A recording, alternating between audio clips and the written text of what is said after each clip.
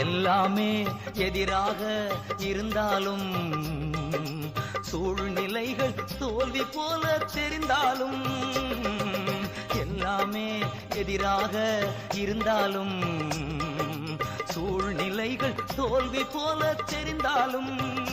நான் கர்த்தருக்குள் மகிழ்ச்சியாயிருப்பேன் தேவனுக்குள் களி கூறுவேன்